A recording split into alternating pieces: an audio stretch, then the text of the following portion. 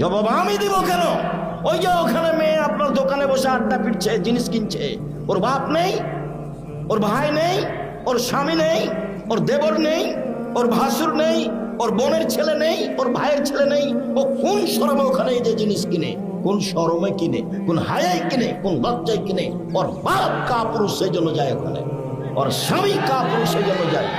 কাপুরুষ স্বামী জাতির অন্যায় করে তাহাজ্জুদ পড়ে জান্নাত কিনতে চান। জান্নাত অত সহজ?